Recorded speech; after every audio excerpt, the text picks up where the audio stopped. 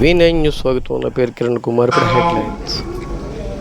వీళ్ళే ఉద్ధారకులు, మా తర్వాతే దేశంలో ఎవరైనా సరే అని భావించి ఏమంటే ప్రతిపక్ష నాయకుల మీద విరుచుకుపడి గత ప్రభుత్వంలోని మనమేమో 5 సంవత్సరాలు కూడా సంక్షేమ పథకాలని చక్కగా అందించిన మహానాయకుడు జగన్మోహన్ రెడ్డి గారు అయితే 2 సంవత్సరాలు కరోనా అయినా కానీ ఎక్కడ ప్రజలకి ఇచ్చిన మాటని వాగ్దానాన్ని ఎక్కడ కూడా వెనక్కి తీసుకోకుండా సుపరిపాలన అందించినటువంటి మహానీయుడు రాముడి మాదిరిగా పరిపాలన అందించి అనేక ఆలయాల్ని నిర్మించినటువంటి ఘనత జగన్మోహన్ రెడ్డి గారిని మన ఋషికొండలో కూడా మనం చూస్తాం. ఈ జగన్మోహన్ రెడ్డి గారు మీద బండాలేస్తూ ఈరోజు మీరు చూడండి, మీకు ఇచ్చిన ఆ బుక్లెట్స్ ఉంటాయి. ఎన్ని టెంపుల్స్ ని పడగొట్టారు ఒకసారి చంద్రబాబు నాయుడు, లోకేష్, పవన్ కళ్యాణ్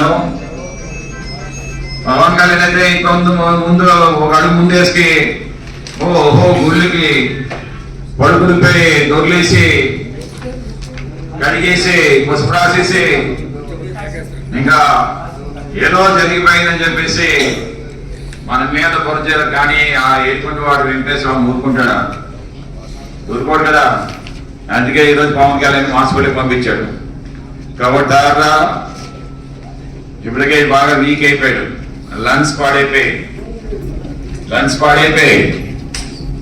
ఆపరేషన్ ఏమో చేయించుకున్నారు. ఏముంటే కార్య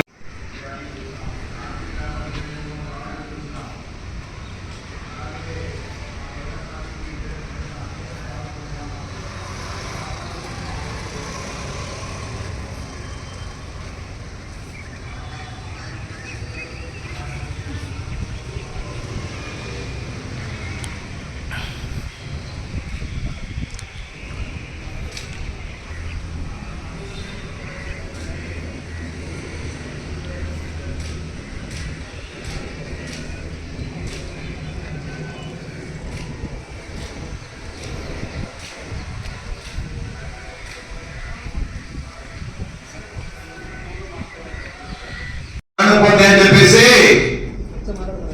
జనరేటర్స్ రూములు కట్టించే ఘనత జగన్మోహన్ రెడ్డి గారు.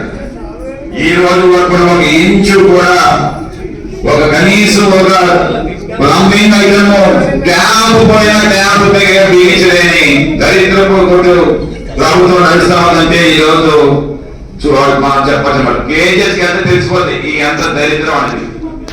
అంతకంటే ఒకసారి శ్మశానంలోకి వెళ్ళాలి. ఒకసారి మీ ఎవరైనా సరే మనకి ఎప్పుడైనా సరే అవసరం అనుకునేటప్పుడు